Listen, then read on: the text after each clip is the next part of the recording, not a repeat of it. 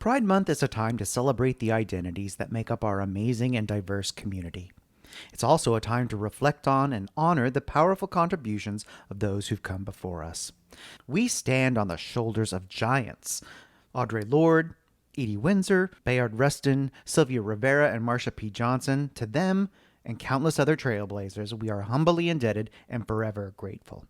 If you'd like more information on the movement or recommendations on how you can help, go to blacklivesmatter.com/partners. In these dark and difficult times, we hope that this episode brings you a little bit of joy and light. This is the Big Gay Fiction Podcast, the show for avid readers and passionate fans of gay romance fiction. Each week, we bring you exclusive author interviews, book recommendations, and explore the latest in gay pop culture. Welcome to episode 244 of the Big Gay Fiction Podcast. I'm Jeff from JeffAdamsWrites.com, and with me as always is my co-host and husband, Will Knaus. Coming up this week, we're joined by author Alex Sanchez and illustrator Jul Maroh to talk about their new DC Comics collaboration, You Brought Me the Ocean. This episode of the podcast is brought to you in part by our remarkable community on Patreon. A big thanks to William and Deb for joining us. We'll have more information on how you can join the community at the end of the show, along with a sneak peek of what we have coming up for you next week. Welcome back, readers. We are so glad that you could join us, and we hope that you've been enjoying our Pride Month bonus episodes. We've got lots of great bonus episodes coming up this week, Tuesday through Friday, and you can find them all at biggayfictionpodcast.com/Pride2020. You're not going to want to miss it. Also, just a quick note, Zoe and Kelsey over at the Tea and Strumpets podcast are celebrating Pride Month as well, and they're going to be focusing on Regency romances. So if that is your thing, be sure to check them out. Last week, episode 38, they discussed The Lady's Guide to Celestial Mechanics by Olivia Waite, and coming up later this month, they'll be talking to Olivia and Kat Sebastian. Plus, they'll be talking about Mrs. Martin's Incomparable Adventure by Courtney Milan. They have brand new episodes every Thursday. You can find them wherever you listen to podcasts or at romancepod.com. We are excited to tell you about a brand new partnership that we've got with Libro.fm. Libro.fm lets you purchase audiobooks directly from your favorite local bookstore, which is so incredibly important these days where bookstores have been closed in many cases for a couple of months now. You could choose from more than 150,000 audiobooks, including New York Times bestsellers and many, many books that are in the MM romance category as well. There's recommendations from booksellers around the country because they've got 1,200 partner bookstores, and you'll even find playlists from us that you could find links to on our show notes page. With Libro.fm, you'll get the same audiobooks at the same price as that large audiobook company that you know about, but in this case, you'll be part of a much different story and one that can support your local community. All you need is a smartphone and the free Libro.fm app. Listeners of the Big Gay Fiction Podcast can also get a 3-month audiobook membership for the price of one to get you started. All you need to do is go to Libro.fm, that's Libro.fm, and enter Big Gay Fiction. You can also click the link directly from the show notes page. With each audiobook you listen to, you can take pride in knowing that you're supporting your local bookstore. And in fact, we're supporting Capital Books right here in our home base of Sacramento. We've also got a Pride playlist up on Libro.fm right now that features many of the authors and narrators who are on the podcast this month as part of our Pride Month celebration. And we'll have a link to that for you in the show notes as well. We hope you'll join us supporting local bookstores by checking out Libro.fm. Hi, I'm Jay from the LGBTQ romance review blog Joyfully Jay. At Joyfully Jay, we review tons of LGBTQ romance, as well as romantic fiction and nonfiction. We review ebooks, audiobooks, and even the occasional movie. We typically review about 18 books a week, so Joyfully Jay is a great place to hear about new releases, catch up on books you may have missed, and find some new favorites. In addition to our reviews, each weekday we host an author as our first post of the day. This gives readers a chance to learn more about new releases, get exclusive excerpts, find out about the author, and participate in great giveaways. Each author post on Joyfully Jay is exclusive, so you get access to book and author information you can't find other places. At Joyfully Jay, we love LGBTQ romance and are excited to share it with you. Stop by the blog at joyfullyj.com. You can also visit us on our Facebook group, The Joyful Jays. We'd love to have you join us. So before we review books, we want to quickly talk about some things that we have been watching on TV. First up, I'd like to shout out PBS Voices' presentation of Prideland. This is hosted by Dylan Burnside, who plays Ricky on Pose, and it focuses on LGBTQ plus identity in the South. Dylan grew up in Pensacola, Florida, but didn't really get to embrace his full, true self until he moved away from home into the big city. This series is chronicling a return for him back home as he explores LGBTQ plus identity in the South and what it means to live in that area of the country. I was particularly interested in episode 1, which not only chronicled his story, which includes growing up very much in a religious family, and he was even ministering for several years before he left home and very involved in his church. Now that he's back, he's actually exploring what it's like to be back home, and he took a trip to Alabama where he actually met with Cameron D. Anderson, who is the Human Rights Commission's Alabama State Director. She is the first transgender woman of color to hold such a leadership position. I can't even imagine what it's like to hold this kind of role in the South as a trans person and a person of color. Her story was just amazing and so powerful. The second episode of this series focuses on Rob Lowry, who is an openly gay minister in a small mainstream church in Jackson, Mississippi. There's going to be new episodes each Tuesday through June on the PBS Voices YouTube channel, as well as a companion special that'll be airing across the country on PBS, and that's coming up this Friday, June 12th on most of the stations. I will certainly be coming back to this to watch these additional episodes. Each one's less than 10 minutes. And it's a fascinating look at what it means to be queer in the South, which since I lived for a number of years in Alabama, while I know it's changed a lot, it's interesting to see what the climate is like there right now. So I highly recommend PBS Voices' presentation of Prideland. Jeff and I have also been enjoying some feel-good television. We dove back into Ryan Murphy's series Hollywood on Netflix. Our second go-around was just as enjoyable as the first. You've heard about us rave about it in the past. It's still amazing, and if you haven't checked it out, we highly recommend that you do. We also want to recommend an episode of a show called Mélange. Now, essentially, it's a pilot episode for the Logo Network. It's on their streaming platforms and YouTube. And the show introduces a wide array of characters, and it's about their lives and their loves and their home away from home, a bar called Mélange. Things are turned upside down when the owner of the bar suddenly passes away, and we learn that the owner actually was married at one time to none other than Morgan Fairchild. Of course, when she rolls into town, you know trouble is going to follow. Mm-hmm. It's a really wonderful pilot episode. I really enjoyed it because we don't get this kind of soap opera anymore. And plus, it just made me feel good to see this sort of queer representation from queer creators making its way onto screens. Just makes me happy. Yeah, I really enjoyed this too. I like the soapiness of it. I like that Morgan Fairchild she's playing a role she does so well. It was really a delight, and hopefully it'll actually make it to series. We also want to recommend a movie that premiered on Netflix not too long ago. It's called The Half of It. And this is essentially a YA spin on the Cyrano story. It takes place in a small town kind of in the middle of nowhere, where an awkward young teen somehow finds herself tasked with writing romantic, thought-provoking tweets for a guy to the girl both of them are very much interested in. It's a really interesting modern twist on the story, and the three leads are charming and really terrific. I enjoyed this movie a whole lot. The twist on Cyrano was spot on and very modern. There is so much heart and so much humor in this story. The characters are so well fleshed out. The story was, as you said, it was a feel-good YA spin on this. I can't recommend it highly enough if you're looking for a pure escape and some Pride Month joy. And speaking of some Pride Month joy, I want to talk about the DC Comics graphic novel that's coming out this week called You Brought Me the Ocean, which is written by YA author Alex Sanchez and illustrated beautifully by Jul Maroh. This is essentially a coming-of-age, coming-out story for the young man who will become Aqualad. We find Jake, who is living in the middle of Truth or Consequences, Mexico, And if there ever was a properly named town for this story, this really is it. Jake has a lot of secrets. He's gay, and he hasn't really shared that with anybody. He wants to go to college in Miami because he feels this draw to get near the ocean and to study oceanography, despite the fact that he's living in the middle of the desert.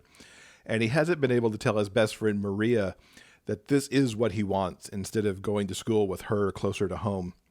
He also has secrets kept from him about who his father is and why he's got markings all over his body that glow when they get wet. Now, to complicate his life, Maria has this big crush on him. They've been best friends forever, and this is a classic best friends sort of one feels a certain way for the other, but the other one doesn't really want to take it out of the friend zone. Jake, of course, has his reasons here, but she's missed all of the clues that are out there that he might be gay. And where he just views it as friendship, she's crushing on him really hard. Jake, meanwhile, has his eye on Kenny, who's a good-looking swimmer. He's smart, he's out, he's very outspoken, and in an interesting twist, he is a jock who is bullied.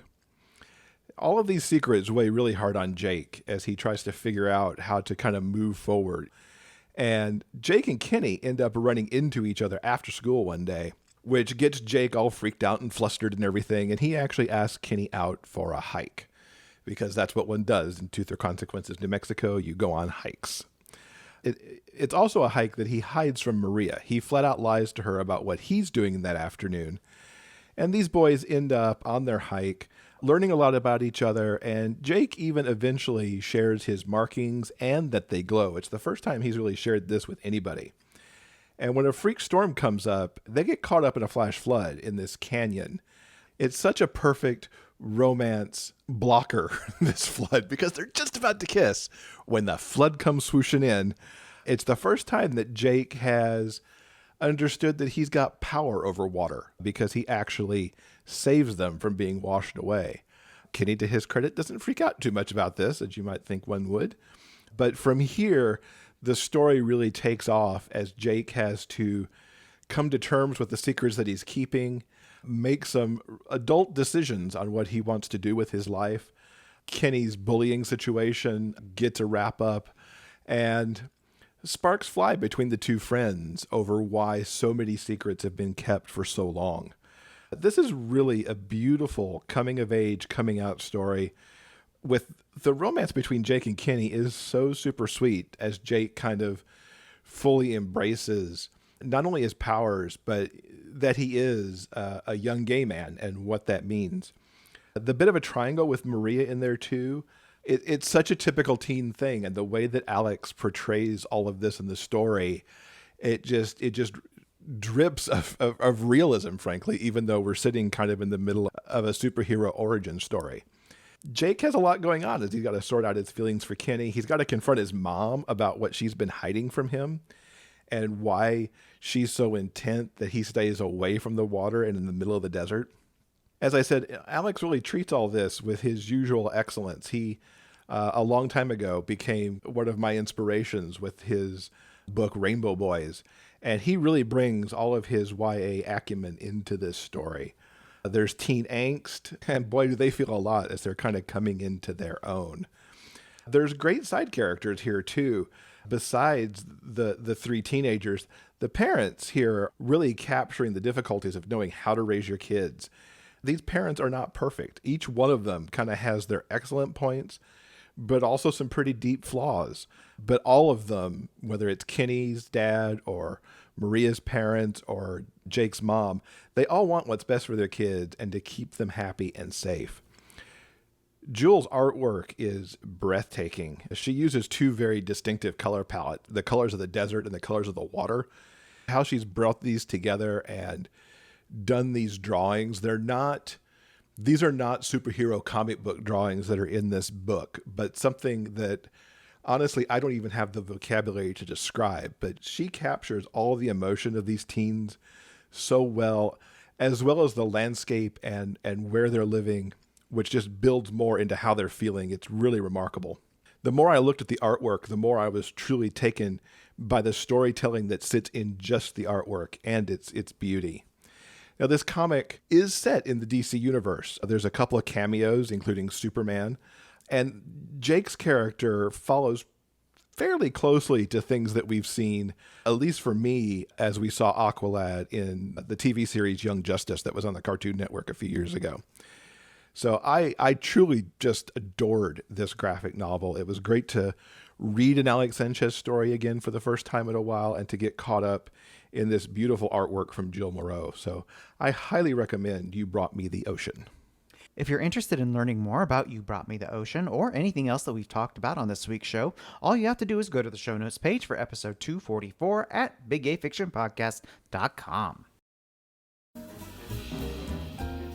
Did you know that podcasts love to get reviews too? Taking a moment to leave a review about the Big Gay Fiction Podcast helps us with the show's visibility online. Please take a moment to visit iTunes and leave a review. Your comments help other readers of gay romance discover this show. Thanks for helping us spread the word about the Big Gay Fiction Podcast. So I really don't have words on what it was like to be able to sit down and talk with Alex Sanchez and Jul Maroh. Alex, for me, as I mentioned in the review, is a big inspiration for my YA writing with that book, Rainbow Boys, which is almost now 20 years old. And so to get to talk with him about the process behind writing a story in his first graphic novel was really fascinating. And to understand how he and Jul collaborated on this really special book was so wonderful for me. I hope all of you enjoy this conversation as much as I did. Alex and Jul, thank you so much for coming to the show. It's wonderful to have you here to talk about You Brought Me the Ocean. Well, thank you. It's great to be here with you. So right before we got into this interview segment, I reviewed the book on the show. I told everybody that I thought it was just such a wonderful and beautiful story. Alex, I'd like to hear from you as the writer. Tell us what this book's about in your words. Well, I describe it as a superhero origin story unlike any you've ever imagined, in that it's also a coming out story and a wet and steamy romance between a couple of teenage boys. One who's a normie and one who's discovering his superpowers. He's been left in the position of not knowing he's got the superpowers. It's one of those unfortunate scenarios where a part of him is hidden for other reasons. It's like a double coming out, if you will. Exactly. That was part of the fun of writing this story, was thinking about how, you know, as superheroes, the whole superhero story acts as a metaphor for, you know, us as queer people when we can, you know, accept ourselves, love ourselves, come to terms to really be true to who we are, then we discover our power. Mm-hmm. So integrating that story with a superhero story, it was like this wonderful metaphor. Yeah, you're right. It's unlike any origin story we've ever seen, and especially with an established character as well. Yep, this is the character who will become Aqualad.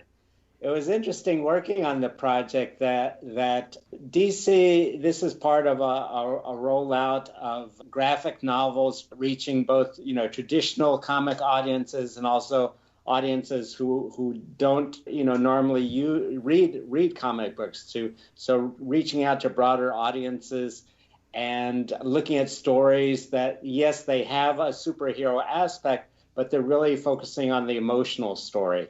You know, fiction is all about, you know, emotional truth and when we read fiction, really delving into the character's emotions. So our wonderful editor, Sarah Miller, was constantly emphasizing, you know, let's look at the emotional dynamics. And then, of course, we had a wonderful artist, Jul Maroh, who was able to capture so much of that emotion on the page and in the drawing. So, yeah. And Jul, coming over to you, I mean, this artwork is gorgeous. I mean, how would you describe the style that you've brought to this, and then what inspired that style? Well, thank you both. I wouldn't call it gorgeous myself, but thank you so much. No, because, you know, I'm kind of the worst seller when it comes to my own work. It's hard for me to agree when I see all the mistakes and lags in it, especially months later. And first of all, before answering your question, I need to apologize for whoever is going to hear my terrible French accent, because I'm not a native English speaker and I haven't talked, aloud English for a while. To go back to your question, I'm not sure I have many adjectives for it, because my line in this book is more synthesized if you have to compare it to previous work. And in fact, I really like what Alex just said about emotional truth, because I try to focus on the emotions and feelings that he wrote in the script. So, I would say that all I did was to make justice to it, to Alex's writing. And the color palette is quite reduced. There is one warm atmosphere, you would say, that is divided in 3 tones, and there is one cold atmosphere with 3 other tones, and that's it. Because the purpose of it was to create a contrast between Jake's world in New Mexico, that is very dry and desertic, and the entrance of water and of love through the more watery, colors and tones that is related to Kenny in the story. And basically my decisions on this style were taken because of the schedule we had to respect, because of the deadlines. It was my first experience dealing with such a rhythm. So the purpose was really to remain the most efficient as possible for deadlines and for emotions, as Alex had just described. Mm-hmm. The emotional impact does come through, both through the art and through the words. And the motion of the water was, it all, for me as the reader, was like, just, wow, this is a perfect blending of the two elements of the creativity. How did you both come to work on this project? Actually, that's a funny story, because I received an email from, that is our publisher at DC Comics, but her email ended in the spam box. So I'm actually grateful that I'm the kind of person, very neurotic, that goes every day to check on the spams, because otherwise I would have missed it. I would have missed the occasion. And so, just go check your spams, because maybe Spielberg wrote to you, and so there might be an email just changing your life there. So, this is what happened on my side. Well, I also received an email originally when the project, they were just starting to put it together. So I got this email out of the blue from DC, and they explained to me about these graphic novels. And I was sort of like, okay, but why are you reaching out to me? And then they asked, if I was interested. And so I got on the phone with the senior editor.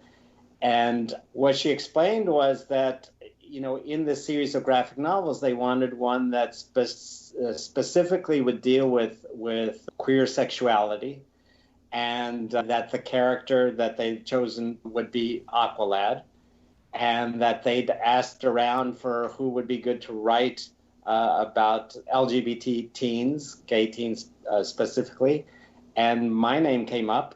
And so they asked me to do a pitch for it.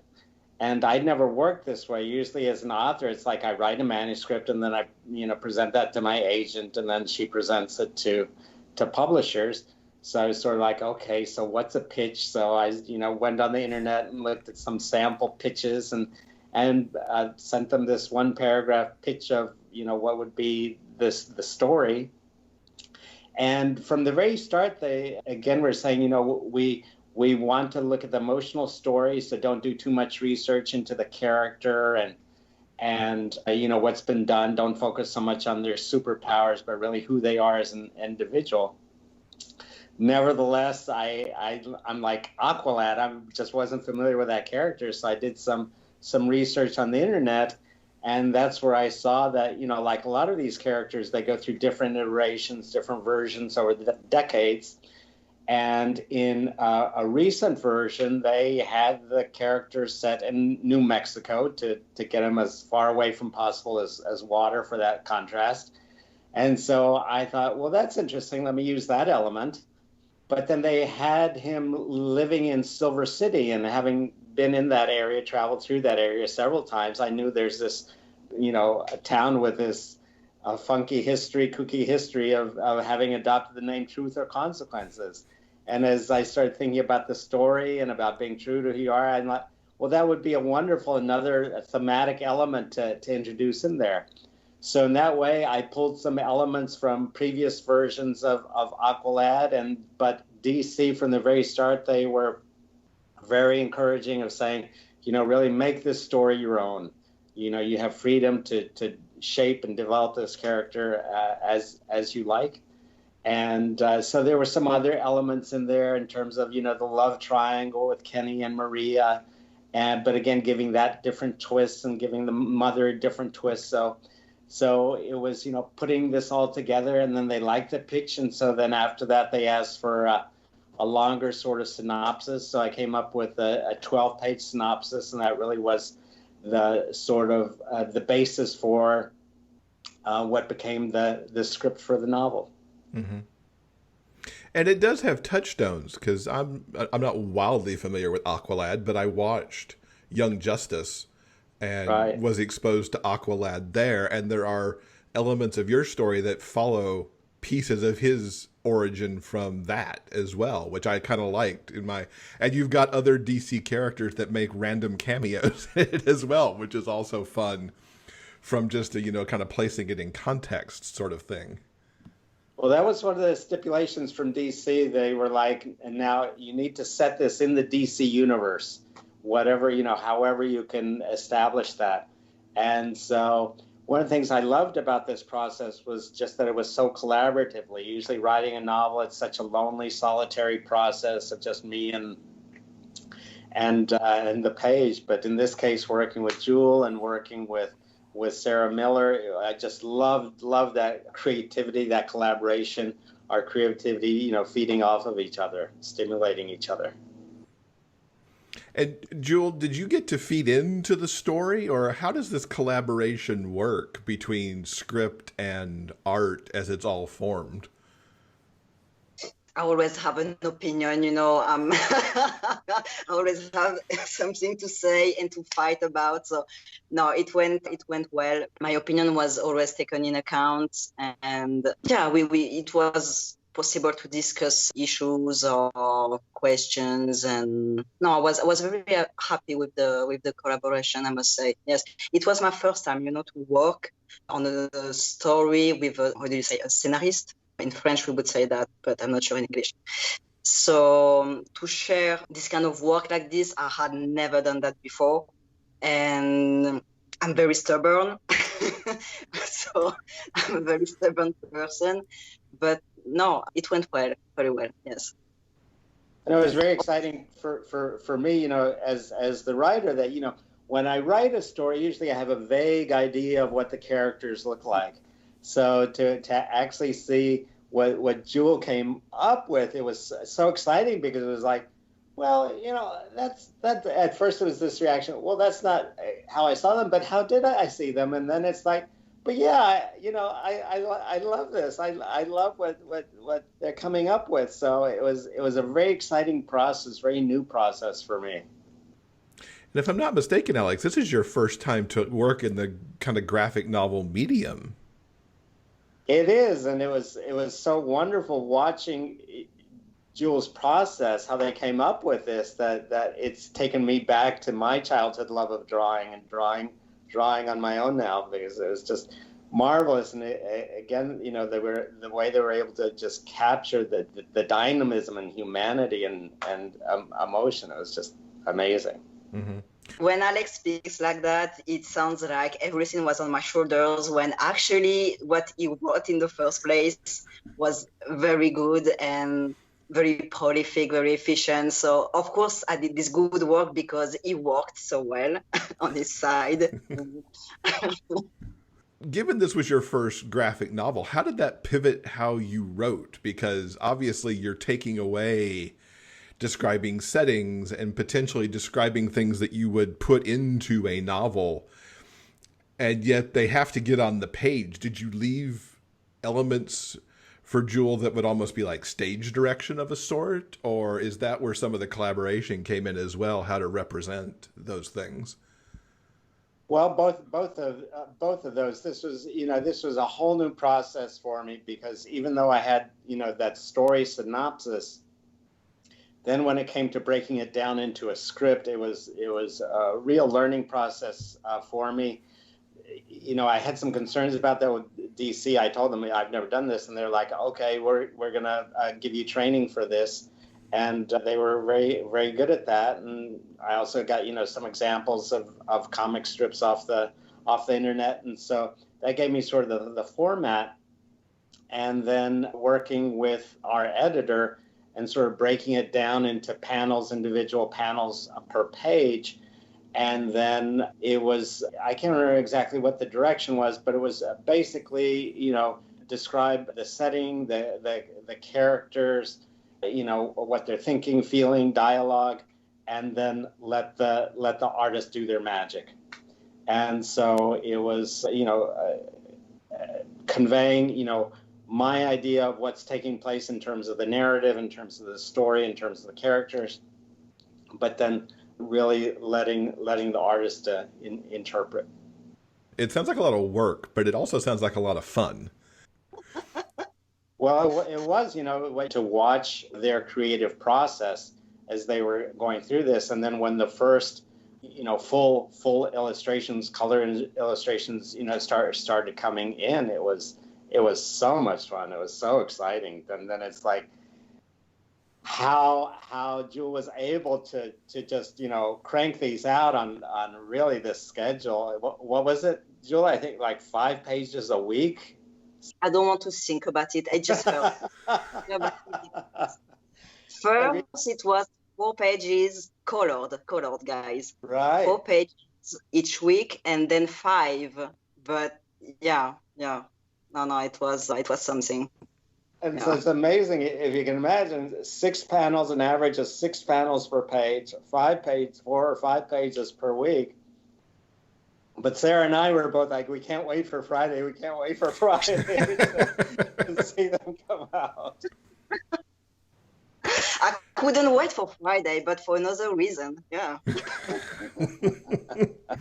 How long did the book take from inception of the idea to turning it in as the final product? Well, from the first pitch until we finally had a contract, that was about 6 months because of the DC process.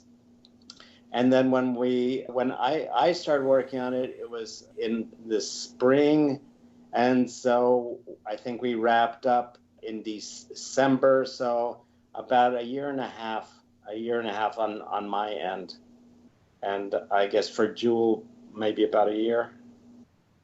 Basically a year, a bit less. Yes. One of the things that I love so much in this story is one of the tropes that you've kind of flipped in it of, in this case, Kenny, who's the star athlete, is also bullied. Whereas usually we see the jocks doing the bullying.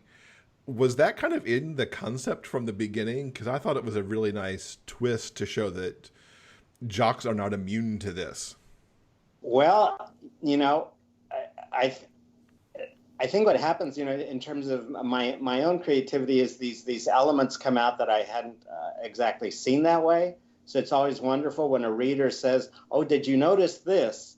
And I'm like, "Actually, no, I didn't notice that." But that's wonderful to hear you point out. And I think what's happened is that there has been such a cultural shift, certainly in my lifetime, in terms of, even though, yes, bullying and homophobia still exist, that the increased acceptance of queer people, LGBTQ people, it's just been a dramatic cultural shift. So that it did really, that flip that you're mentioning, it didn't even cross my mind. It just accepted, yeah, of course there are LGBT jocks.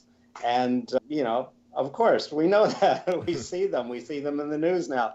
So that, that's cultural shift, influence us as artists and writers. It's just, yeah, sure, that's natural. It's not a stretch anymore. Mm-hmm. What do you both hope people take away from this story and this book? Empowerment. Yeah, I'd agree. I think that's a great word, empowerment. For them to find their own power, for them to be true to who they are. I think part of what's exciting, what's been exciting in my work has been hearing from so many young people how my books have inspired them, and then hearing from them inspires me to do more. So it becomes this circle of inspiration and empowerment. And also maybe the fact that in the story, it seems that the road for Jake could be already settled, for the rest of his life if he wanted to going to college or I don't know what, etc. He has his best friend. He has already his habits. And on the contrary, his life is about to switch totally. And that's also a way to say that you can become whatever you want. There is no road that is already, there is no destiny that is already written for you in that kind of sense. You did exactly what a good story is supposed to do, and you left me wanting more. So any chance that we get more of Jake and Kenny coming from you two? But also Maria should have her own story as a martial arts superstar, I believe. That story should be written. That would be a very cool... You could have a whole universe of stories with these characters. I think it's going to depend on DC. I've loved working with DC, and I would love to work more with them, definitely. And then I would absolutely love to collaborate with Jul again. So there are a lot of pieces in play, but I would love for it to happen. Excellent. Fingers crossed. Because like I said, the book ends where it needs to end, and I know that, but I wanted more. So there's a couple of anniversaries that we should talk about since we have you both here. And Jul, for you, this year is the 10th anniversary of Blue is the Warmest Color, which was a very acclaimed book and film. For those of our listeners who may not know about that, please tell us what that's about. Well, it's a lesbian coming out story. And at the end, she dies. No, sorry. I told you I was the worst seller of my work. And no, but I like to do this joke to say, at the end she dies, because of course that's something we know from the beginning, from the first page. So I like to do that. But no, I would say that I believe that the best publicity for this book is one email that I received one day. And because I'm very fortunate with the fact that readers keep writing to me since 10 years about this book, and that really keeps me up, I must say. And so one day there is a boy who wrote to me, and look, I'm a guy, I'm straight, I play football, the kind of details just to tell me that his reality was far from the reality from the characters from the book. And so he's telling to me, I'm all this, but look, I cried so much reading this book. So I would say that if the book made cry this straight guy playing football, maybe you should give it a try. I just want to say that. I think that's a great selling point for the book and the film, that it can bring that emotion. I need to meet this guy. I think he's my best ad for the brew. Yeah. How do you feel that the work holds up after 10 years? I would say that spreading queer stories is still very necessary, because hate crimes are still happening everywhere, not to say imprisonment and death penalty for this. So, for example, here in Italy, and many queer refugees try to make their way from Africa and Middle East. So I would say that we need to keep creating and publishing, filming queer narratives, because this is our own weapon against hate, I would say. Hate. I absolutely agree. Yeah. It's so important, even now. And Alex, next year is the 20th anniversary of Rainbow Boys. As I looked at that, I'm like, 20 years? Really? Has it been that long? It's hard for me to believe. Tell us about Rainbow Boys and the trilogy that came from it. So Rainbow Boys, it came out in 2001. And in fact, it came out right the same month as the 9/11 attacks. And I thought, well, that's so much for that book. But it has survived. And the way it came about, it was at a time where, as you know, where LGBT characters hardly ever appeared in young adult fiction.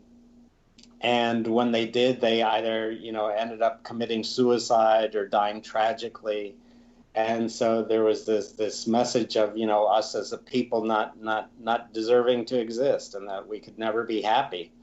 And what the publisher saw as so groundbreaking about Rainbow Boys is that, the sort of literary device, the narrative device, was a love triangle between three high school senior boys, but the fact that they were connecting with each other, not just romantically, but as friends, as people of community, and it was sort of a reflection of what was happening at the time, where more and more LGBT young people were coming out and were connecting with each other. And the first gay-straight alliances were forming in schools. And so I put in those elements. And at the same time, it was at the time of HIV, of course. And so to show, young people connecting and not just surviving, but thriving, and being able to be friends and to love, and to show, that coming of age, coming out experience of young people, that at the time many publishers wouldn't go near the book. They were like, no, we couldn't possibly publish this. Even getting the models for the front cover was a challenge. The modeling agencies, the one agency was like, well, we couldn't allow our young people to be on the cover of a book like that. And so at the time, it's hard to look back on it now and see, that yes, in many ways it was groundbreaking. And yet again, as we discussed before, it became sort of this fuel for inspiration, where it inspired more and more young people. And it also helped to open a lot of doors for other books that then came out subsequently. Julianne Peters' books, and David Levithan's, and Brent Hartinger's, and a lot of those other early books that really blew open the door. So even though there's still nowhere near as many books being published with LGBTQ protagonists and themes, there are more and more. And it's great to see, DC is among, those publishers that, want to give that accurate portrayal of the diversity of our world, and the fact that being queer is as normal as any other orientation. And so again, symbolic of the cultural shift that's occurred. Mm-hmm. So it's exciting for me to, have been there early on, and to continue being part of this process. Yeah. And inspirational wise, I mean, this book was an inspiration to me to start writing YA too. So you've inspired not only kids, but I think you've inspired writers as well to tell the stories. Oh, thank you. Part of what's exciting with this book, as a graphic novel, is, graphic novels are booming more and more, because I think they create this bridge between the visual and prose. And so now that hopefully this book will open the door for more and more LGBTQ stories, queer artists, queer writers, so that there'll be more and more graphic novels with these themes. Mm-hmm. I hope so. I'll ask you the same question I asked Jul. How do you think Rainbow Boys holds up after 20 years? Well, it was funny. I was giving a presentation in October of last year, speaking at a LGBTQ youth convention, and one of the authors brought up, but they're like listening to cassettes, and they're like, what's that? And my response was, okay, we'll just read it as historical fiction. That on the one hand, it does, portray a certain period in time, but when I'm writing, I'm always looking at, what are the universal themes, the enduring themes? And so love and friendship and family and connection, they're all part of the story. And so if young people today, the book was written before they were born, well, they see it as historical fiction, but the stories are still true. Yeah, it's amazing that the early 2000s now are historical, but it's true. Since we are in Pride Month, we're asking all of our guests to share with us what Pride means to them. Jul, we'll start off with you. Yeah, a great deal. It means a great deal. I would say that it means to stand for yourself and for your differences, to not self-abandon in some way. And it's difficult to embrace your own beauty when people in society actually expect you to be something else. So it's important to stand for the other queers and weirdos also, equally.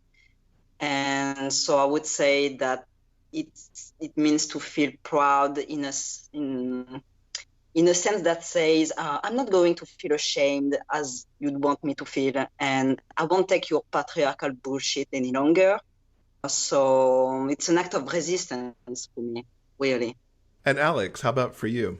Well, I grew up at a time where homosexuality wasn't even mentioned. Occasionally maybe it was whispered about, but sex in general wasn't talked about openly.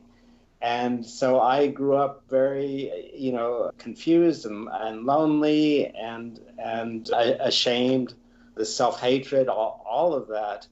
And, when I came out in my late teens, it was, that, as Jul said, letting go of the shame and saying, no, I don't have to buy into that. That may be someone else's perception, but that's not how I view myself.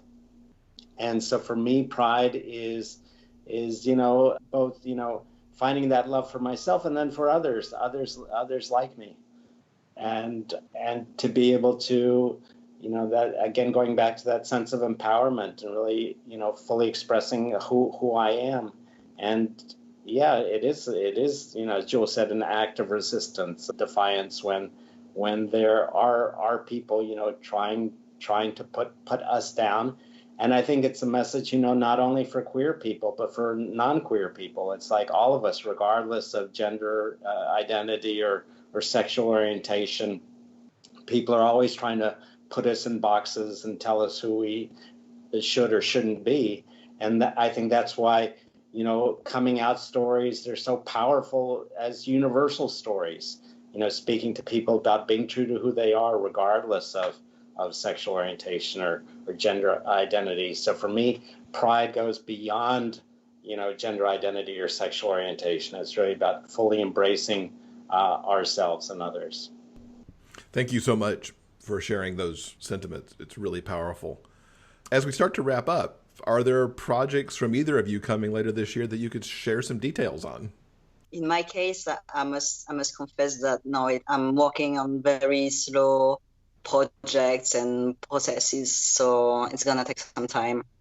But there is something coming later. Excellent. When I'll be 80 years old, maybe it will be out. Yes. Well, I find that very reassuring to hear, because I'm constantly like, how long can this take? It just takes me so long to create anything. So yeah, exactly. But in my case, it's a story taking place in the Italian Renaissance. So there is a lot of historical researches to do. And it's fascinating. So I never see the end of it, because I start the day looking for something. And at the end of the day, I discovered many details and fascinating things, but not the only thing I was looking for, So I just rule myself in this process that is very nourishing anyway. on a very personal level, but for the work, it isn't. So it's gonna take some time. Yes. And so for me, I just finishing up editing a middle grade novel that'll come out, I believe, in spring 2021. So not this year, but sometime early next year. And it's called The Greatest Superpower. So there's a comic book element in there. And then now I'm working on a memoir of my immigrant experience, being an immigrant to the United States. And as I said, inspired by Jul, I'm doing some illustrations for it. I originally thought of it, this could be a graphic memoir.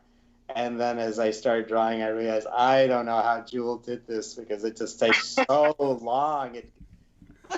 For me, just to do one panel can take 3 weeks. And so it's sort of like, nah, I better look at this more realistically. But looking at, what are things that I can convey on the page through a drawing that, convey so much more effectively than through words. So playing with those two forms. So I'm having a lot of fun with that.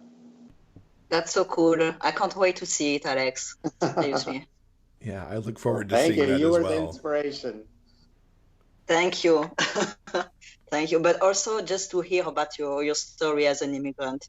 I just can't wait. And how can people keep up with you both online to know when all these things are going to start to come out? Alex, what are your web locations? The one that I do most is Facebook, author Alex Sanchez. Also my website, alexsanchez.com. Fantastic. And Jul? I have a website too, juliemaroh.com, but I'm not sure it's very useful, this one. I'm more active on Instagram. That is also with my full name, even if I can disappear for weeks sometimes. But yeah, I guess I'm more active there. Okay. We will link to those in our show notes along with the books and things that we talked about here so people can easily find them all. Thank you both so much for coming and talking about You Brought Me the Ocean. I hope this book finds a very wide audience because it's just really wonderful. Thank you, Jeff. Sincerely. Thank you so much, Jeff. This week's interview transcript has been brought to you by our community on Patreon. If you'd like to read the interview for yourself, simply head on over to the show notes page for this episode at biggayfictionpodcast.com. And thanks again to Alex and Jul for sitting down and telling us all about You Brought Me the Ocean, as well as sharing how they're feeling now that the anniversaries of their work are here for both Jul's work and for Alex's. It was really great to hear from them. Okay, guys, I think that's going to do it for this week's show. Now, coming up next in episode 245, author Daryl Banner is going to join us and tell us about Lover's Flood and the second season of Boys and Toys. I really enjoyed talking to Daryl. Got to have just a few minutes with him at GRL last year, and it was just really good to have a conversation about not just his new works, but also his author origin story as well. Jeff and I believe in the power of story, and if you're listening to this show, that's a pretty safe bet that you do as well. Reading a romance novel can be a way to feed and nurture your soul, and becoming a stronger you is the perfect way to crush systemic racism, homophobia, and misogyny. Reading a romance novel is the perfect way to fuck the patriarchy. So, until next time, everyone, stay strong, stay safe, and keep reading. Big Gay Fiction Podcast is part of the Frolic Podcast Network. You can find more shows you'll love at frolic.media/podcasts. New episodes of this show are available every Monday wherever you get your podcasts. You can help support this show with a monthly pledge through Patreon. For more information about joining our community and the bonus content we deliver, check out patreon.com/biggayfictionpodcast. I'm Kurt Graves. Thanks for listening. We'll see you next week.